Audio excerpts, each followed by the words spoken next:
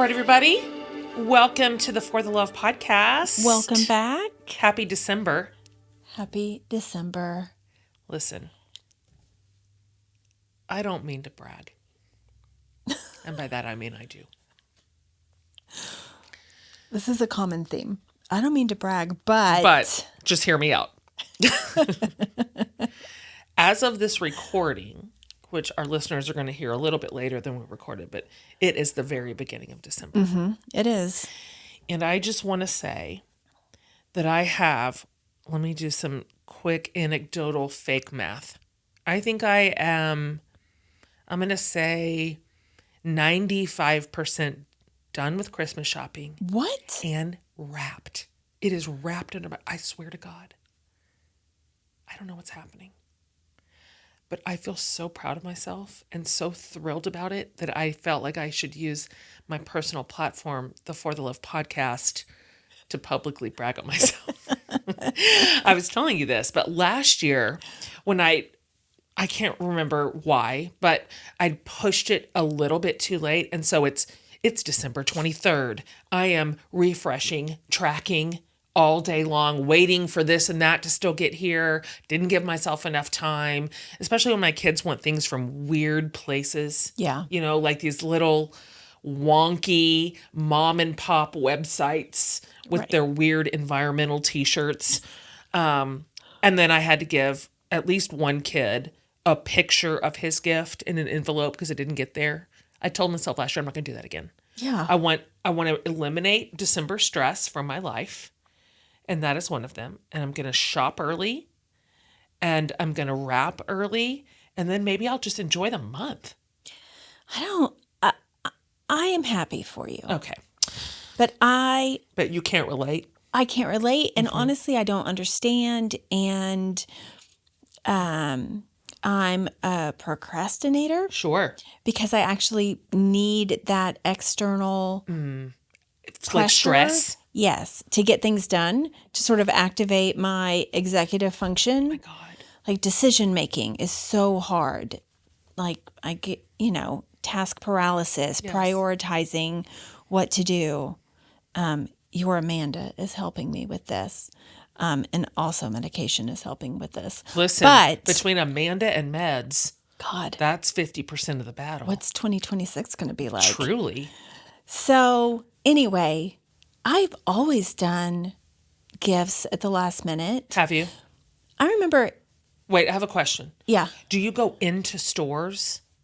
Not anymore. Yeah, I don't either. But I used to. I was going to say, when I moved away from home, like I lived in Lubbock for a long time. I lived in Dallas. I would come home to San Antonio and I would go to the mall on Christmas Eve and do all my Christmas shopping. What? Yeah. Like, I really enjoyed it. It was a little ritual I had. Oh, okay. Well, if that was well, and here's the thing. When you're in the mall doing your shopping, then you've eliminated a factor, which is delivery. Right. So that means you are walking out with your gifts. But that also set a precedent I see. for myself of last minute things. And now you do have to account for delivery. Yeah. But a lot of times my kids don't tell me what they want. Like I ask and they're like, I don't know. I don't really need anything. Oh, wow. How did you manage that? Or they ask for something that's like $600. Sure. But No reasonable middle. I do everything late and I don't even know what it would look like to be done and have presents under the tree and enjoy the last 2 weeks of December. Do you think that would feel good in your body? I don't when know. When you imagine the thought of it, all the presents wrapped in under the tree, and then you're just sitting there with your red curtains and your music. Like, does that feel like a good idea? No, that actually makes me like a little panicky. Like I would feel like I'm supposed to be doing something because I do really only function sometimes, like depending on the, struggles of the day, if I have that external pressure. So sort of like that ADHD thing. I know you don't understand this, but like if I don't have anything for the day except one thing at 2:00, I will sit around paralyzed until 1:30. I see. just sort of waiting. So if I had everything done, then what? You just watch Hallmark movies? You just have a joyful, life, is my guess. That doesn't sound right. Well, I'm not entirely done. So don't believe all my hype. I've still got a couple of big ones to knock out, but here's what I'm going to do. okay. I'm going to start Okay. now instead of 2 weeks from now. I like that. My birthday is also right in the middle. It's exactly 2 weeks before Christmas. And so I also my mom always did such a good job of not combining those two things. Good. So I think also subconsciously I sort of wait until my birthday's over to sort of go into full buying mode. I can see that. When it comes to That Christmas. makes sense. Gosh, the poor December babies. I know. Okay. So, but All right. I might, I don't want to say do better because I don't think there's right and wrong. No, there isn't, especially if it's not causing you any anxiety. For me, it caused me a lot of anxiety to not be done. Oh, it's a cluster. Oh. The last 2 weeks of December. Oh, I see. Okay. But also, I'm not sure how to operate Yeah, I get that. outside of that environment. Yeah. We'll see. Yeah. Little experiment. I've had to figure out my own rhythms post-divorce. Anyway, that's a whole other thing that I've been noodling in my head, so I'll save that for another day. But because I'm by myself, the not having it done feels so bad because there's no one else to help me. Yeah. There's nobody to pick up any slack. There is nobody to shoulder some of the load. I am the singular Christmas joy bringer in my family. And so pushing that off and hoping it gets done makes me feel bleak. So. But nice segue into being the joy bringer. Oh, nice. I didn't even mean to do that. But you did. But you found it. I did. Okay. This is such a good month to have this conversation. Because Christmas and December is so often branded as joyful.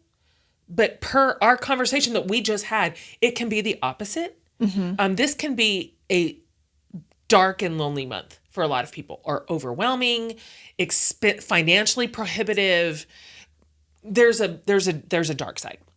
Yes, for sure. So I cannot think of a better conversation than hosting the one we're hosting today about joy at all times, in all seasons, in any given circumstance, for any given life. So today we have a really incredible guest. Her name is Sarah Catherine Perot. She goes by SC.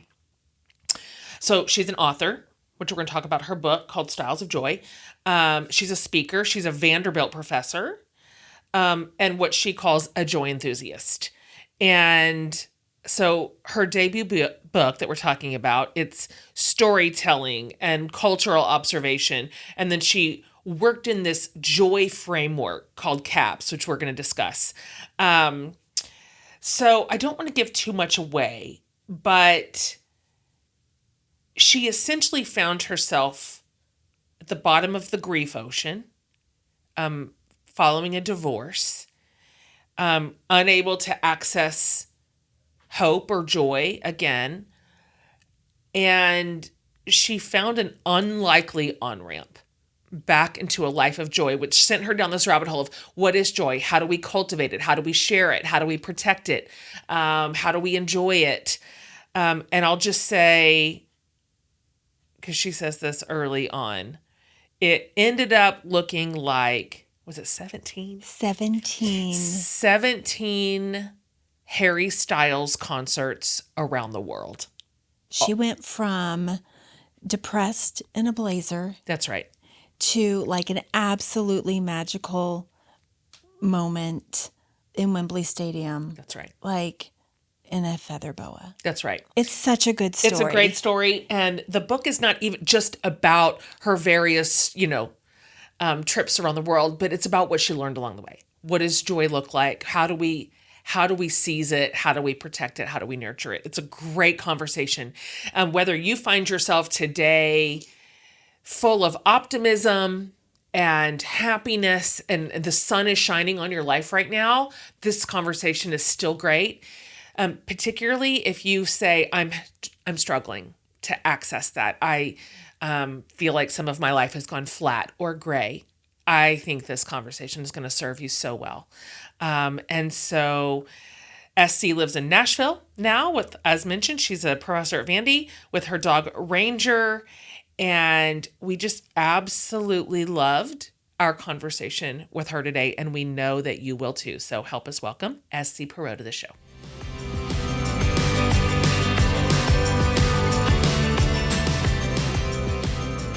Okay, SC, welcome to the show. We're so happy to meet you. I am so happy to be here. Thank you, Jen. She's our Welcome. fellow Austinite. I know. Was. Now, of What? course, you're a transplant, but like the way I love reading about like Town Lake and all my we've lived here for ever 100 years. How long have you lived in Austin? Well, it's early for math, but since 1997. Yeah, 97. I moved here in 2000. So we're happy to talk to you. Your story's so fun. It's so interesting. I have so many points of connection to it, which we'll get to. But let's start here. Now, let me go back one click. If you could just tell our listeners, hi, this is who I am, and this is where I live, and this is my deal. And then let's burrow into styles of joy. Perfect. So my name is Sarah Catherine Perot. I go by SC just because it's easier. There's really not much to it. Great. And I wrote my first book that came out in February of 25. It's called Styles of Joy. It's a framework for how to maximize joy in all of our lives. I used to be a corporate lawyer. I grew up in Dallas. I went to Vanderbilt for undergrad, and I'm back teaching at Vanderbilt and just having the time of my life being back on campus. It's such a joy and so much fun. And these past few years have really come with a lot of pivoting and unexpected twists and turns. And if I've learned anything, it's to look for joy and just roll with it and trust the process. Because if you would have told me even January of this year, I'd be sitting on this podcast, I probably wouldn't have believed you. So I'm happy to be here. And I do love the amount of overlap we have between Yeah. Austin and our shared faith and divorce and a love for hoop earrings and feeding people. I mean, we can go on and on. So I'm so excited for this conversation. Same. You basically hit Same. every category. Yeah, exactly. So let's talk about this. Your book it opens at kind of the beginning of your separation. And how long were you married? Was it 8 years? 4.5 together for 8, 4.5 Together for years. 8, 4.5 married. So this is your life's imploded. I know it well. I know that feeling. I know that sunken place. I know that sense of one thing that I think I said to my friends back then was, I don't think I'll ever be happy again. I just wasn't sure that I would. And so you have these daily walks. At the time you were in Austin. And so you're walking. Austin's like hike and bike trail, which I love reading, of course. Amy and I both did. And then you've got, of all things, randomly, Harry Styles in your earbuds. So, of course, you had no idea at the time this was going to be the beginning of your brand new joy practice. You're just trying to get through the day, I am sure, as you are grieving and lost and flailing. So I wonder if you could just take us back to that year, frame it up for us a little bit. This is where I was at. This is what was my mindset. And then this was sort of the origin story, just the spark of what rolled out to become this incredible experience. Absolutely. So all of this is an adventure I did not see coming in more ways than one. So not only was I going through a divorce, we had all just survived that harrowing pandemic. Yep. And in connection with the pandemic, I also stopped practicing law. So all of a sudden, I looked in the mirror and I no longer recognized the woman that looked back at me. I didn't recognize my life in more ways than one. And divorce alone is so tumultuous, let alone the grief of the pandemic. And again, dealing with this job transition, a lot of it came down to so much identity stripping of, the question at the end of the day was, who am I if I'm not, a wife, a lawyer, a daughter-in-law, a sister-in-law, all Yeah. of these, an aunt? I mean, that was a role that was taken away as well. And Yeah. I'm a really sensitive person who loves easily and often, as I write in the book. And for me, kind of this this catastrophic loss that came with this season left me really back at square one. And how I was processing this grief was like you mentioned, I was going on these long walks around the Town Lake Trail in Austin, Texas. And I had never really turned to walking as a really intentional solution Sure. for what I was going through. But I remember calling my mom and I said, you know what? This is working. I'm moving my body. It's time in nature. It's sunshine. It's fresh air. It's getting out of my house, Yep. which, hey, season of grief, that can feel like an accomplishment too. Totally. Yeah. And that was already a successful recipe for healing and, moving quite literally, moving on. And I added a really important element to the mix, and that was happy music. I vividly remember I parked my car on that gravel parking lot Yep. and I put those headphones in and I'm standing at the pedestrian bridge like, okay, here we go. A couple more miles. We're going to do this again because I was hitting repeat on what I knew was working. And I vividly remember that exact moment of typing the phrase good energy Yeah. in on Spotify. It was a cry for help. Sure. Yeah. What we need right now is some good energy. Yeah. And I had never listened to Harry Styles. I was never a fan, Right. super fan of anything. Right. I was a corporate lawyer. Okay, I'm not a fangirl. Uh-huh. I wear blazers. All right, I wear I'm blazers. I think that's actually important to say. Like, you didn't kind of come up through the super fanhood channel, at which point somebody go, oh, well, that's just how y'all are. You just go all in. You're just, you wear blazers. I wore blazers. Yeah. I grew up in a very conventional and traditional and conservative Christian household Yeah. where let's just say pop music didn't exactly play a large role. Got it. Okay. So all of a sudden, I'm listening to this new album that came out 2 days after I told my husband I wanted a divorce. And I think there's one thing I don't say explicitly in the book that I think is worth mentioning is music is like a scent. It can transport us back in time. That's a and fact. it just has so many memories. I mean, you say freshman year of college, I say Miley Cyrus party in the USA. Like it is just bookmarked in our heads. What were we listening to in high school, whatever it may be. And for me, what I don't say outright, what I want to say here is I was subconsciously hunting for a new soundtrack for a new life. Yeah. And all of a sudden, this upbeat music, I'm wiping my tears on the trail and Yeah. I'm like, Harry Styles, like that band One Direction? I'm Totally. like, too old for Is this. he the one with the floppy hair or, yeah. He's the British one. Wait, aren't they all British? I mean, I Right. don't know. And suddenly, it was the happy album that I kept turning to. And, to spoil the plot, I saw his show 17 times in 5 countries, wrote a book about joy, and here we are. Here we But are. it all started on the Town Lake Trail. Oh my God, it's so great. It's such a good story. And joy seems like such a simple concept, but it's really hard to define. Actually is. I know you walked your students through trying to define it, and everyone had a different answer. Which I agreed with almost all of them. Yeah. I read it and I was like, yeah, I might have said that. Yeah.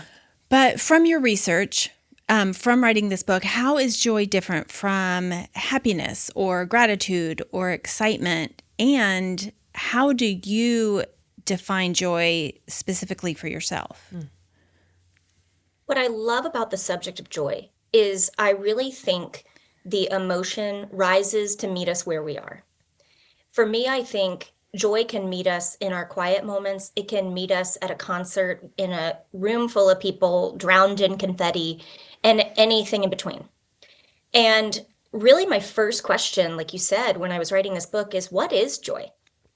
And maybe I know it when I feel it, but how do you put it into words? And then I think maybe you don't even need to put it into words because it can morph and shift and change. But specifically when it comes to happiness, that was one of your questions. You said happiness, gratitude and excitement, how do you distinguish between these things? For me, I was very curious about that first question of what's the difference between joy and happiness. And Yeah. while I don't myself do academic research on this subject, I have read some of the literature, and I actually have some of my students, if they want a little side hustle, they can Mm, they can do some academic research so that I don't fall down the rabbit hole and they mm, can summarize it for me. But what it comes down to is the research actually uses those words interchangeably for the mm, most part. But that's just not my lived experience. Yeah. Happiness, I'm sort of like, I mm, mean, do I know her? I don't know. mhm, It feels like this receding horizon, this kind of like abstract arrival of, am I happy? I mean, what does that mean? I don't really know. And I don't spend much time thinking about that in my own personal life. But joy, oh, I know her. mm, Mm. Joy shows up so entangled with gratitude, like you mentioned. But for me, dovetailing to the second part of your question, I actually think gratitude can be really slippery. For me, I define joy in the book as guiltless gratitude. Because if you ask me, what are you mm, grateful for? I mean, all of a sudden I feel underwater. I'm like, well, I mean, I guess I'm also grateful I've never been attacked by a shark. mm. I mean, I don't know where you stop. And to me, it can feel so overwhelming. It's like, well, I am grateful for this turtleneck sweater, and I'm grateful that my headphones are charged in case I needed them for this podcast today. And I'm so grateful that, my boyfriend returned my signed copy of Awake. I'm grateful. Good job. I don't know where to stop. Mm, And sometimes, particularly in the holidays, I just feel this pressure to only feel gratitude. Like that's the only thing allowed at the table. But I really feel like joy is gratitude's kind of guiltless twin flame, mm. where all the things that bring me joy, I'm grateful for. So reflecting on what brings me joy, I think does a lot of the gratitude Yeah, yeah. work Yeah. without this sort of overwhelming Mm, kind of ocean of yikes, where does this list end mm. of what I'm grateful for? And lastly, in terms of excitement, there is an academic definition of joy that says something to the effect of the feeling of jumping up and down.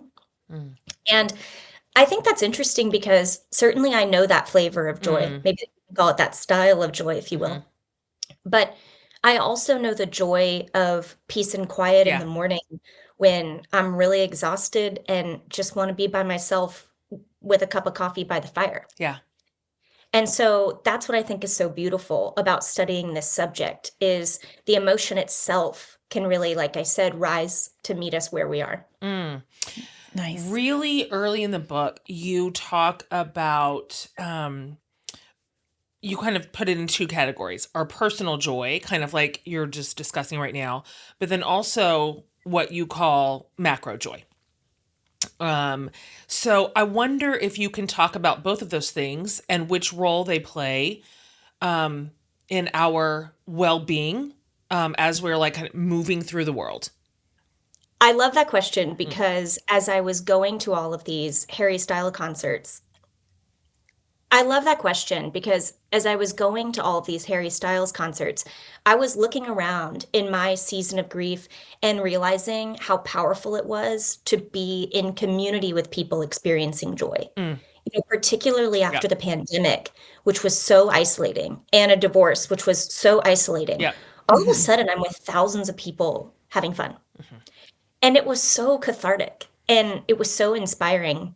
And it made me think critically about communal and collective joy as it exists outside of the walls of any one arena or stadium. Mm, I started asking myself, what does our joy look like yeah. if it were bigger? So I introduced this concept of the macro joy in the introduction of the book, kind of as a joy economy, if you will. What does all of our joy, societal, collective, dare I say global, I don't know, joy look like? Mm, And for me, the question really became if question number one was, what is joy? Question number two became, well, how do we maximize the mm, macro joy? And it felt like such a exciting question because in a season where my own joy was kind of coming and going, yeah. before it was a really challenging time. I found that I was really reliant on not just being in those rooms of, bountiful, abundant joy of other people's, but even in my individual life, I found that I was reliant on the joy of other people around me. And it was so healing and beautiful where I felt like other people's cups could pour into mine in a way that I'd never experienced before. So the phrase yours, mine, and ours echoes throughout the book to capture that this isn't just about my individual joy, it's about our joy kind of in total and in sum. And the four-part framework endeavors to answer the question of how do we maximize the macro joy. That's a perfect segue to that 4-part framework, which you call CAPS. And I love this. And this takes like what can feel like a nebulous, hard to wrangle concept and kind of brings it down to the ground where we can really look at it in pieces that are digestible. Will you walk our listeners through the 4 pieces and how they kind of work together? Absolutely. There I go again. No, we love it. We absolutely is welcome on this show. We like the enthusiasm. I would love to walk you through these 4 key parts that, again, were my proposed answer to how we can maximize joy in all of our lives. So, part 1 of the book is Cultivate. This section is centered on one key question, which is what brings you joy? You know, that's such a great entryway to this conversation because before we get into kind of more advanced level concepts, you could say, here's your joy 101, starting with you. What brings you joy? And what I find so interesting is as I was first writing this book, I started asking people that question. You know, what brings you joy? I was asking my students, I was asking strangers on airplanes. I mean, like, imagine being my seatmate. Like, Yeah. love to talk to people. And I'm like a wannabe Barbara Walters, you know, endlessly curious. And what I found is people looked at me with these glazed over reactions. And they would say, I don't know what brings me joy. I don't even know what I love anymore. Bless. And I thought about that because at first I thought that was sad. And I thought that was depressing, like they'd sort of lost themselves. But I actually think it's okay that our joy profile, you know, the composite picture of everything that brings us joy, it shifts and changes over time. And I would love to encourage listeners, if they're feeling dejected and they identify with that sentence of, I don't know what brings me joy anymore, it's actually an exciting invitation to re-engage with the world around you in a new way. I had someone come up to me. I'm a professor at Vanderbilt, like I mentioned, and I spoke on campus with a bunch of students the other day. And I had a student come up to me because I had said that exact line in my talk. And, oh, your joy profile shifts and changes, and that's okay. And he came up to me and he said, I really want you to know that that was so reassuring for me to hear because I had to leave college for a while when I was diagnosed with leukemia. And what's been really hard about coming back is all the things that got me through that chapter. My favorite music, my favorite shows when I was in the hospital, I can't watch them anymore and I can't listen to those albums because now it just transports me back to that era. Yeah. And he said, so I've really been searching for new things to bring me joy. And I just feel like that gave me permission that that's okay. That's great. And I just thought, oh, wow, I had never thought about it kind of in that context, but I do think more people can resonate with that than maybe I would have thought. The second part of the book is called Adopt. And this is an invitation to adopt others' joy as your own. The theme in this section is the opposite of joyful is not joyless, it's jealous. I find that jealousy does a really dangerous tango with joy. It can be such a joy robber. And C.S. Lewis writes that comparison is the thief of joy. We have never had more opportunities for that toxic comparison than with social media. It's available anytime, all the time, to compare other people's highlight reels to your reality. And I think it's so interesting to kind of flip that experience on its head and look for other people's joy as a source of your own. And part 2 is a celebration of that. Part 3 is protect, that it's the the P in the CAPS, CAPS framework. So we're moving on to number 3 of 4. And this section is all about how to protect your joy and other people's joy. The theme in this section is the opposite of joyful is not joyless, it's judgmental. And that for me was so fascinating being on the road with Harry Styles. And again, the heat I was getting in my DMs. I mean, people are saying, have you lost your mind? Like you used to be on the straight and narrow. What has happened to you? What is with the feather boas? Oh. I am getting heat from people I have not seen in 15 years. Oh my It gosh. unnerved people that I was doing this. And I would not have been able to articulate in that moment why something was stirring inside of me, but clearly 300 pages in a book resulted.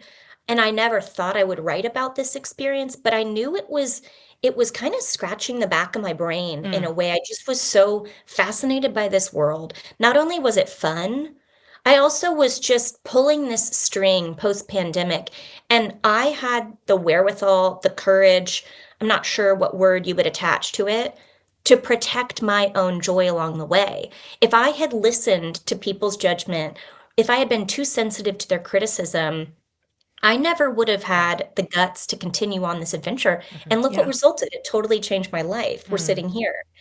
And I find what's so interesting is when I ask people what brings them joy, here's what I get in response most often. People look to the left and they look to the right and they lean in a little like they're going to tell me some crazy secret. And they go, I know it's really weird, but I love golf. Right. Birding. Right. And you're like, I don't know who told you that's weird. That is Right. a totally cool pastime.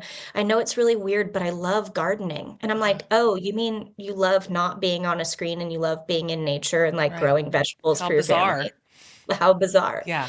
So part 3 is an invitation to be gentler with ourselves and other people as we're exploring what brings us joy. Because there's only one rule in this book.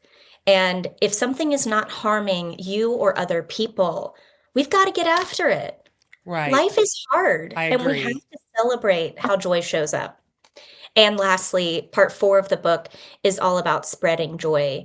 And it's a reminder that we wake up every day with this boundless capacity to spread love, kindness, and joy. And this is really a love letter to people that I call tiny angels. That's the phrase I use for total strangers who I've seen do beautiful acts and spread joy to those around them with no incentive and no kickback. yeah. It's just purely motivated. And I think that's uniquely inspiring. So that's kind of the sum of these 4 parts of the book. Awesome. And there's a lot to chew on. It's been really fun. One thing we see in our community every day is how connected we all are, really through just an online community mostly, and how one story, one person's vulnerability, one act of kindness can have an enormous ripple effect.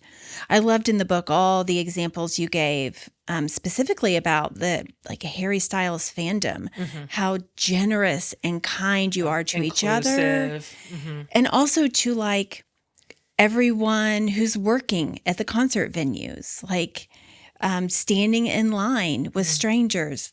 What's one of your favorite stories or chapters about someone spreading joy with a small gesture? Yeah. So I was in line, to kind of cut through a lot of the details of the book. I met someone along the way in a bathroom line. We became friends. We traveled together. And so I'm with my brand new friend. Yeah. It was supposed to be a short adventure. It ended up being 30 days. And, we just had all kinds of great times and adventures. And we're in line she had an extra ticket to the biggest show of Harry's career, which was his 4th night at Wembley Stadium in London. Man. And we're standing in line, and there's this American girl who's around my age, and she's really talkative and really sweet, and we're having such a good time. And she's standing next to this woman who is several years older than her, and she's really physically shaking, and clearly they're together, but I can't quite track. And this woman is Swedish. And long story short, I learned that this sweet American girl named Genevieve, she was so grateful to how Harry Styles got her through a healing experience after an accident that she had had, that she bought an extra ticket to his biggest show to give it to a stranger to just joy bomb them.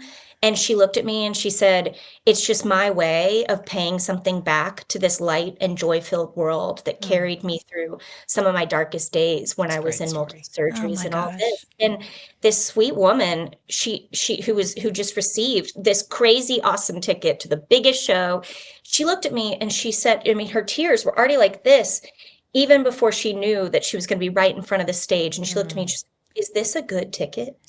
And I Oh, said, that's "Oh so yeah." cute. It's like, "Oh yeah, you're Yeah. going to be right in front of the stage." And that just broke her, and tears are just Mm, flowing. And she said, "I'm a single mom. I never could afford to buy this ticket. I could not justify this. yeah. And I just thought, I'm going to hold a cardboard sign outside of Wembley and just shoot my shot and No see what happens." way. So Oh my And great. gosh. talk about adopting joy. I Yeah. mean, I'm standing there just like full of glitter. I mean, it Yeah. was the sweetest, purest experience. I was so grateful to witness it. Such a great story. It is. I want to force you to fast forward yourself in your own timeline. You're younger than we are. How old are you?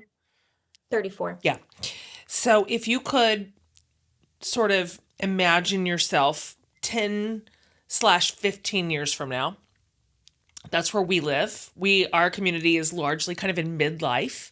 What is midlife? Is it 45? What is it? I don't What's the know, age? Is it man. 45 to 60?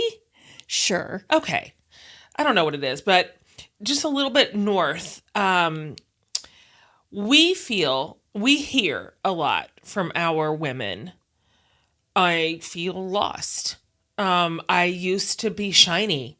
Like, I used to have sparkle. I am now a flat version of who I used to be. And that's for a variety of reasons that are not uncommon at all. Life can beat out the sparkle of you right here in the middle. It's very exhausting between the career and the relationship, marriage, partnership, and the parenting thing, and just the world. The world's kind of shitty, and so I wonder. So for the woman going, you kind of referenced these people earlier, random airplane convos, but for women in our community who are like, I don't even know. I don't know what lights me up anymore. I don't know what will bring back the shine. I'm not sure where to go for that. I wonder what you could say to her as early steps, first steps, something to remember, something to try, something to notice for our precious women who are flattened. What I think is so exciting and important about reevaluating how joy shows up in your life is when I ask what brings you joy in part 1 of this book, I want you to know the answer. Mm, I want you to write it down because that's what I did. And I don't even think that's expressly said in the book, but I was sitting on a flight and I was just at such a low and I mm, just thought, what if I just free write a crazy laundry list mm. of things that bring me joy? And I'm talking ginkgo trees, Australian shepherds, a Sure. good Americano. I mean, it can be big, it could be long chats on the phone. And what I find is once people are intimately familiar with their joy profile and what brings them joy, it snaps us out of It this does. autopilot Yeah. and this kind of gray. And the theme of part 1, which I didn't mention earlier, is the opposite of joyful is not joyless, it's jaded. Mm. I think we can grow to be so blunted to the Hmm. beauty of the mundane, and filling out your joy profile re-engages you with the world around you, not just that you're actively looking for things that bring you joy, but once you know your list. For Mm. example, I love ginkgo trees. I love them. They're so beautiful, and for me, now that I know that, and I really know it, Hmm. okay? When that popped up on my list as item number 3 when I was doing this free write on an airplane, I was like, "Oh, that's right. I absolutely love ginkgo trees." Mm. And now I do not pass one without noticing it Yep. because it's this internal conversation with myself like, oh, there's one of my things. Uh-huh. Totally. Here it is. And it's kind of like it removes the blinders Yeah. off of Yeah. everyday life. And I would also invite readers who are in that season and not feeling really acquainted with what brings them joy is also look outside of your own experience Mm. and hunt for what I call joy in the wild. So this is a concept I introduce in part 2 of the book. And when I was at my lowest low and I was in the gray of grief, I remember becoming keenly observant.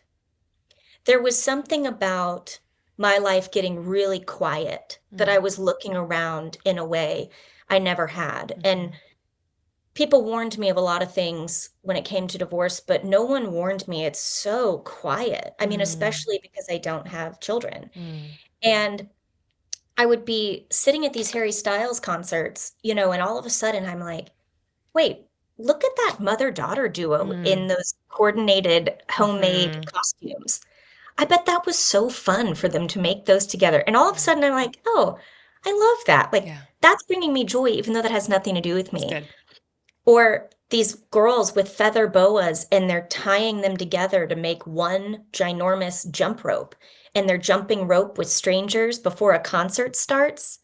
I'm like, wait, that is the most beautiful sight in this complicated world. And what I know is that those who look for joy find it. And that is also a C.S. Lewis quote that, and I'm going to butcher it and I'm not going to Mm. know it verbatim off the top of my head, Mm. but those who seriously seek joy will find it. It's something to that effect. And I know that to be true because of Joy in the Wild, where maybe it starts as someone else's joy, but it can be yours too with practice. I love that. I do. I was just thinking that this very morning I was walking out to the office and I just got back from Scotland and Ireland. And this is small, but I I was telling my friends, I'm like, I am built to flourish in, I think I told you this yesterday, in cold, cozy environments. I like cold weather. I like coats. I like fireplaces. I like dark, moody rooms with like low lighting. I like fall and winter. Um, and I something it just makes me happy. Like there's no end game there. It's just that it makes my heart feel happy. So I walked out this morning and I'm like, oh, this is making me feel happy. It's cold here. I mean, cold. It's Austin cold. Cold for us. You know. Right. And so, but the thing is, I had just said that 2 weeks ago, and so I noticed it. I just because I had experienced it and called to mind, like I genuinely like this environment and I reach for it all the time. Um, I walked out this morning and it gave me a little jolt, like enjoy. Um, Another point of connection, and I wrote about this in Awake actually, which was when I was felt sunk and I didn't know what to do. Rituals helped pull me up out of the mire a little bit. They were so simple and so ordinary, but I thought, okay, I'm going to do these tiny things in the morning and these tiny things at night. And something about the nurture of it, maybe the repetitive nature of it, this idea that I kept showing up for myself in these teeny tiny ways, but I did it every day, was a spark that grew into something way closer to healing. And so you're big on rituals also.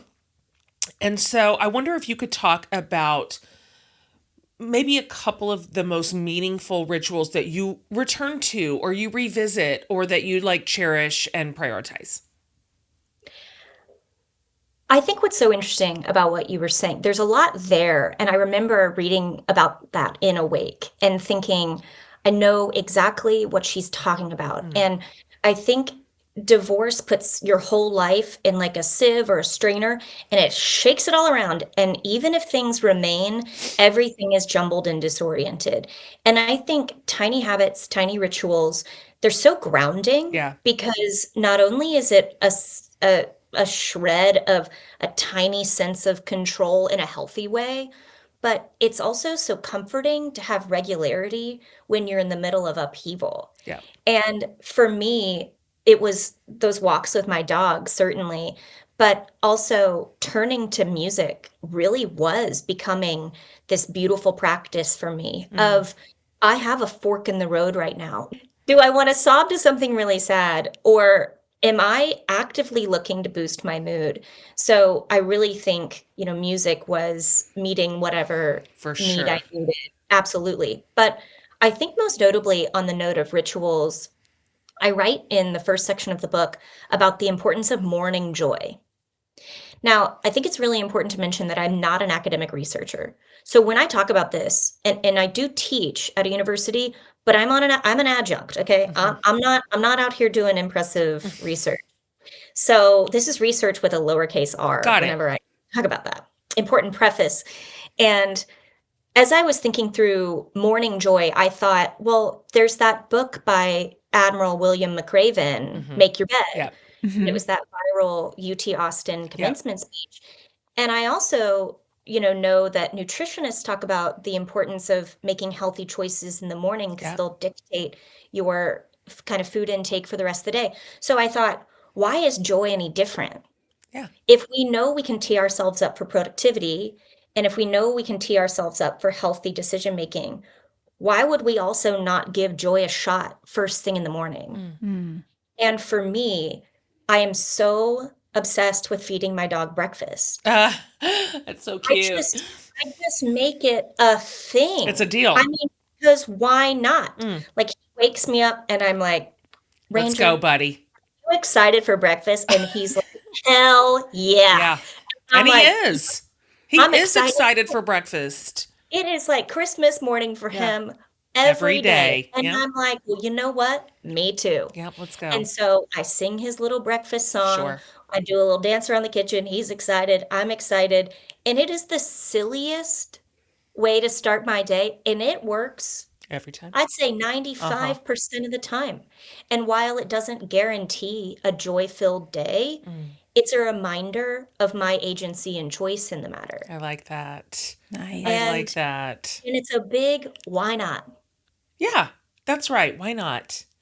I do love all the stories Uh-huh. about your dog in the Yeah. book. I have a dog too, an exuberant dog. Yes.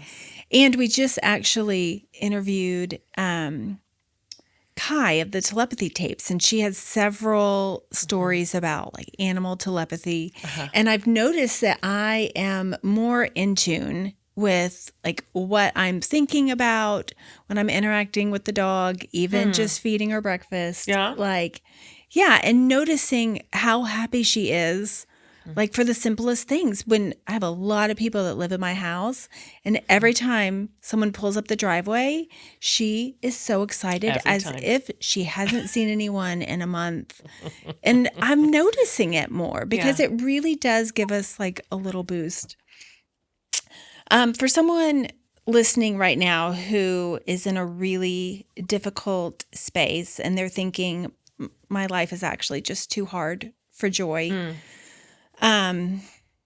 That look back on things like you have a lot of sayings in the book about how did I get here? It's not the same as it was.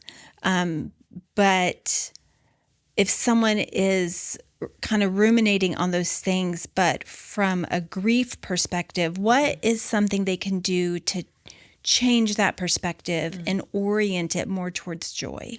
And I'm going to add to that too, because in the same idea, I know we've walked so many people through grief at this stage in our life. And there's also this sneaky temptation to say, this thing that I'm experiencing is so sad and it's so busted and broken. I would be betraying its memory if I found joy. Like I need to be sad for longer to honor the sadness of the moment. Yeah. There's a lot of reasons I think people stay sidelined from joy when they're sad and grieving. That is so real. That is so real. And what I would remind listeners of on this note is that joy has a time and place. And it's, we know that grief is not linear. I mean, everyone has said that. I've heard that on 1,000 podcasts, but I'm going to say it again. Grief is not linear. Yeah. And there's no arrival point of ding, like the timer's off and now I'm good. It just doesn't work that way.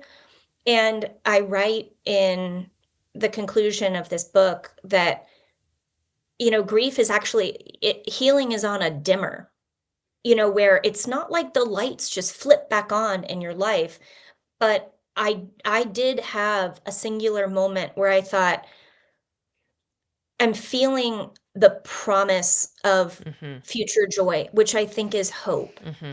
And Jen, I watched your Advent video yesterday, and when you were talking about how hope is It's so small. quiet, Yep. It's small and quiet usually. I think joy can start there too. Mm. And I think the smallest things that start to make you feel like yourself in that season, you know, at the outset of this episode, we were talking about how joy really rises to meet you where you are. And again, sometimes that's a quiet cup of coffee and peace and quiet. And sometimes that's dancing with thousands of strangers, but it can be anything in between. Mm-hmm. And so I think anyone who thinks, oh, joy is just a loud birthday party and we're Yeah. just like Exactly. rowdy in a restaurant, Yep. maybe we're not there yet Mm. on our grief journey. Maybe joy is, what's that new song? Mm. Maybe it's, gosh, a friend dropping something off that was unexpected. It's after the meal train ends, it's Yeah. after the funeral, it's after whatever it may be, and it's out of the blue, or it's a friend that says, hey, I know today's a hard anniversary. Mm. That's where joy and gratitude come in together. Mm. That's Yeah. good. And it starts small, kind of just like you said, or Mm. it can start small, like you said, just as hope does. Oh my God, I have the best example of that. When I lost my marriage in July of 2020. So we were in the middle of the pandemic. Everything was just, it was so catastrophic. Like not a single category was in the black. I mean, it was just I hadn't slept, I hadn't eaten. This is probably, I'm going to say 1 week into it. Damn. I mean, right, exactly. 1 week into it. And I was just sitting on my porch and for whatever reason, I opened up Instagram. I think I just wanted 10 minutes out of my own miserable head. And Elizabeth Gilbert pops up and it was her birthday. So whatever day that was, I could go back and see how far into it I was. It was Yeah. not far. It was her birthday. And she was like, listen, everybody, mind you, I was a person who had not even smiled in 8 days or whatever. All I'd done was sob. And she's like, it's my birthday. I don't need anything and I don't want anything. So I'm going to give you a gift for my birthday. And she posts this picture and this story of the first time she ever went on Oprah. I'm going to send this to you later. The first time she was going on Oprah.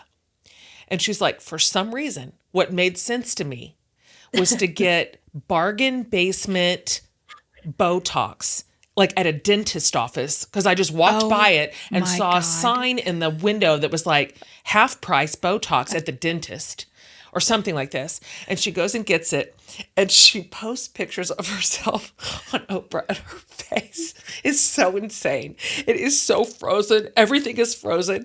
And she includes in her caption all the things that her friends will send her that picture like once a year. No. And like what people were calling her online, like a pterodactyl. When I tell you, in the bottom layer of my like sorrow, I sat on that porch and I laughed until I cried. I had tears like pouring down my face of laughter. I could not quit. I could not stop.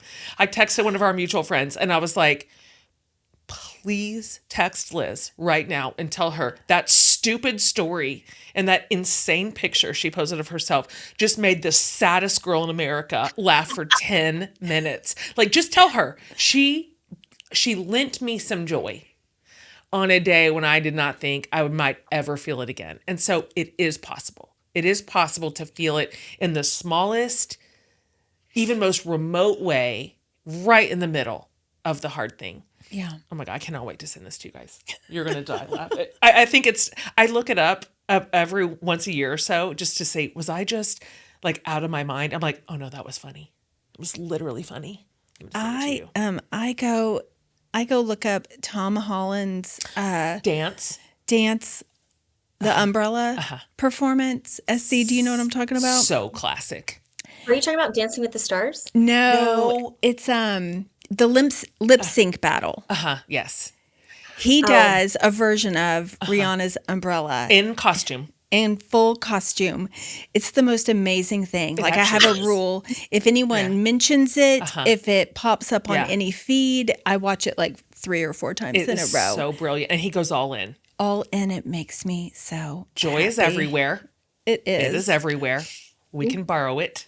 So as we wrap up, I want to go back to at the beginning of the book, you talk about what people who experience joy, notice joy, like spread joy, have in common. Sort of the through line is that they are fully present, they take stock of each moment, and you sum it up in 2 words: pay attention. Just pay attention. But we're just talking about like the power of the internet in spreading joy, but also I think we can agree our phones are the biggest distraction and the biggest obstacle to us paying attention just in our everyday life. Like the grocery store line. I was at Enterprise Rent-A-Car yesterday for a very long time, and there was 5 people in the room, and we were all on our phones. Like nobody even made eye contact. Even when they were like doing the transactions, like some kid was just like watching videos while he was answering questions. So what are some specific things you do? Because I know you pay attention in your life. You're always looking for those little sparks. What do you do to stay aware and to stay off your screen? Oh, it's just so hard. I could not be more passionate about this subject. Our phones, and not just social media. So I'm really glad that you expanded this to just our phones in general. Yeah. Because social media is only a slice of this. And I just find that this is to blame for almost all of our problems. Okay. We have never perceived that we have so much connection when in reality we've never been more disconnected. Yeah. And I am just so passionate about this. Don't text me. Don't text me. I don't want to be on a group chat. I don't want it. And all of my best people know this, that if I do not reply to you, it is no reflection on our friendship. And for me, I'm really struggling right now, because as I'm closing out this year and this overexposure and overconnection and self-promotion, which is really outside my comfort zone. Yeah. And I had 0 permanent posts on Instagram when I announced that I had written a book. Okay, this is not my jam. Totally. And so this has been like a dog walking on its hind legs that I was active on social media. And I wrote a Substack yesterday. And as I was reflecting on the end of the year and how seriously I treat the close of every calendar year, I realized that I really think there are years for reaping and there are years for sowing. And I'm happiest when I'm sewing. I'm happiest in the quiet. I am an introvert. And with this overconnection, I don't know how I'm supposed to be creative. How am I supposed to have 2 thoughts to rub together if I can tell you what every single person I went to middle school's dogs' names are? I don't need to know that. And I've really been reflecting, and maybe this answer is like too passionate and too full of word vomit, but you asked a question about something We want to I'm hear really, it. It's a really huge problem. about. Because I think we think about oversharing, that means it's something salacious, it's TMI, it's wow, you shouldn't share that with anyone. It's actually overconsumption for a lot of it, where it's like, I really don't need to know like what this person I haven't seen in 20 years kids wore to school today. Like, I just don't need to know that. And social media is filling our heads, but also our phones in general. You know, it's just this crazy input of information all the time that crowds out what really is rewarding and what really can bring us joy, which is authentic connection, quality time, eye contact, Right. paying attention to the world around us. Right. And I think that's what's exciting about this invitation to look for joy in the wild, is that calls us to put these things away Hmm. and these cell phones away and pay attention to the beauty that is ever present. It's just our invitation to look for it and to pay attention. It's so good. It's so It's so good. good. It's so tricky because those little dopamine hits, which is what socials do for you, or even just text threads, like, or shopping online. To your point, there's a lot in our phone to take us out of life. It feels good for like a minute, Yeah. but it's not lasting joy at all. The lasting joy is outside of it. I'm sorry, I interrupted you. What were you No. going to say? I have something on my phone. Well, a lot of notifications, but the Guardian has like this detox from your phone kind of like weekly thing you can sign up for. And they suggest the first thing you do is put this ugly wallpaper. It's like this ugly yellow. And it says, like, reclaim your brain. Like 1 hour a day on your phone adds up to 15 days a year. 5 hours Oh, a day on Lord. your phone adds up to 76 days a year. That's so No. shitty. And Oh, they no. call this like a little speed bump. So when you pick it up, even though it's an invaluable tool for a lot of our work Yeah. and managing our lives and our families, you still need that little speed bump. It's like cuckoo. Yeah, Cuckoo. to remind you, like, use this as a tool right now for what you need and then put it back down. That's good. So I used to have like this beautiful picture of like my kids in nature. Sure. It was a dopamine hit just to look at my wallpaper. But I put this ugly, sad thing on See there. that. Reminding you that you're wasting your life on your phone. Yeah. It's not bad. But that gives me an opportunity to like notice ginkgo trees now. That's true. That's so So, good. and talk to people at Enterprise Rental Car. Or animals in the wild, which you love. Ugh, don't even get me started. Your animal thing is real. I am such a dork. I get so much flack from my friends. I'll be mid-conversation and I'm like, "Did you see that hawk?" And they're like, "Are you Totally. okay?" I'm like, it's ADHD coupled with a passion for animals. Yes. Just it's all Yeah. wheels are off. Okay. Same. Yeah, I was just going to say that. But one thing I'll say is another practical tip for how to spend less time on your phone is not just the ugly wallpaper, which I really like that suggestion. It's turning your screen to black and white. Mm. Do you know how much less interesting social media is? I mean, have you ever seen a photo of food in black and white? It's uninteresting. Wait, do you mean like turning your screen to black and white so that everything you look at is in Everything. black and white? I didn't know that was an option. Absolutely. I've seen this. I saw this a few years ago and I thought to myself, that is brilliant and I'm not going to do it because that's no fun. It's no I fun. didn't do it on purpose, but Wow. now you've just That's put so it in my brain again. interesting. So, Well, I have one funny anecdote. Okay. Speaking of, phone addiction, whatever it may be. My cousin said to me, he said, "Well, do you have a kale phone?" I said, "What's a kale phone? Like the vegetable?" And he said, "Yes, the vegetable." He said, "I've been reading that a lot of people, a lot of executives are getting a second cell phone and you're not allowed to give anybody the phone number. Period. Nobody.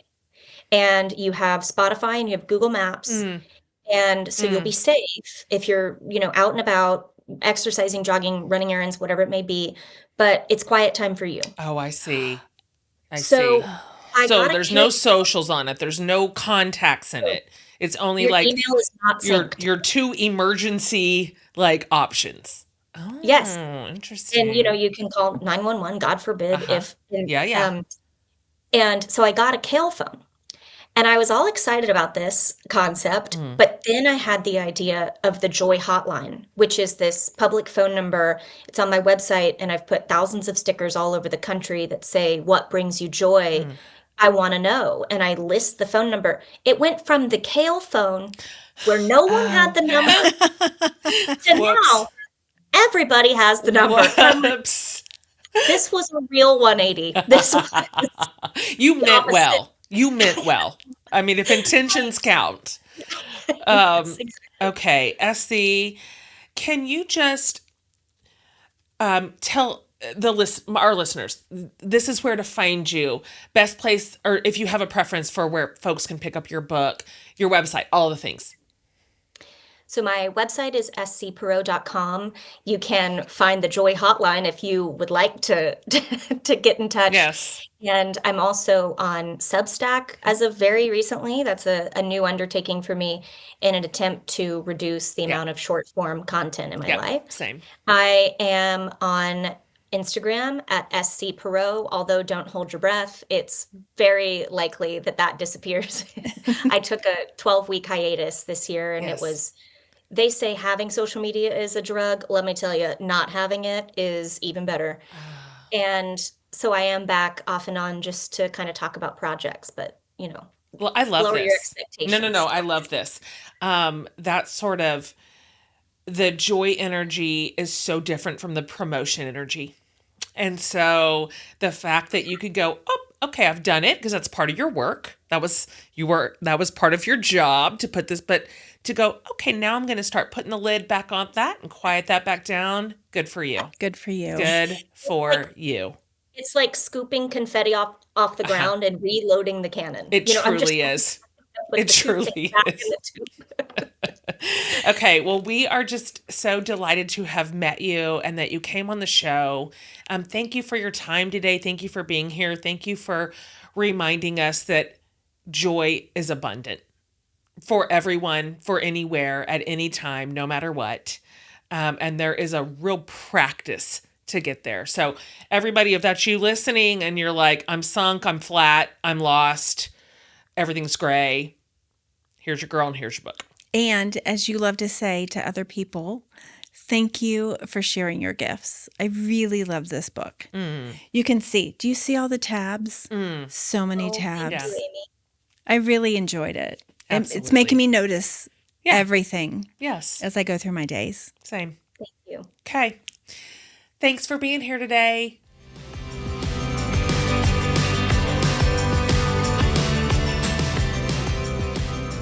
Okay. That was a great conversation. It was. I especially loved it because I am in the middle of reading this Substack article. I'll find it so we can link it about the numbing out of Do you society. remember who wrote it? Of course not, but Yeah. I'll send it to you.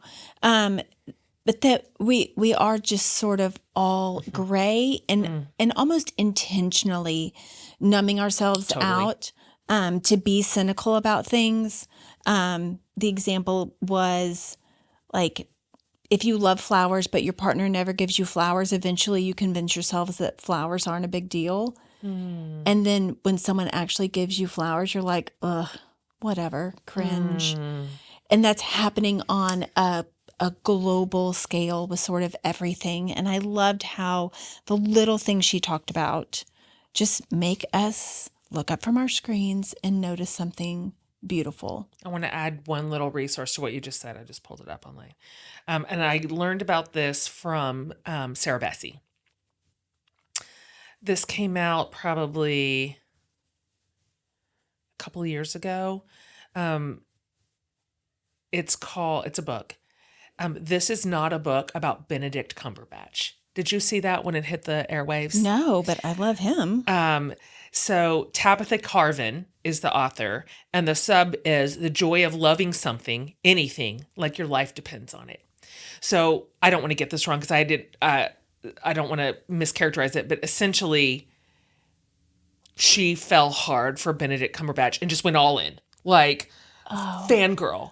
And then it was a similar story arc. Like, it's okay to have a cringy love for something. Yeah.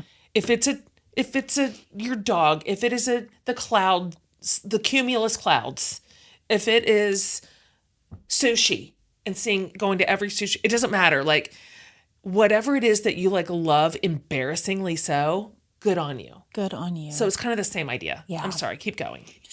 We'll link both of those. yeah, I think we just have to keep focusing on it. It is a practice, like she says, not something that you have to practice to perfect, but a practice like yoga. Yeah. You just have to engage every single day. Yep. You have to notice, Yep. pay attention. And without it, our lives do become flat That's right. and without as much meaning, which we really can't risk that. That's right. So,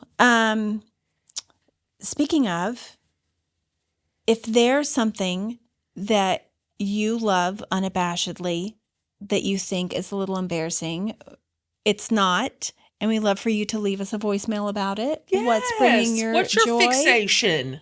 Go to jenhatmaker.com. There's a little button. Leave a voicemail. You know we listen to those. We sort of cobble those together into episodes every so often. Yep. So do that. We'll link everything Yep. from this episode from SC on that website. And that's it for today. That's it for today. Thanks for listening, You and guys. we'll see y'all next week. See you next week.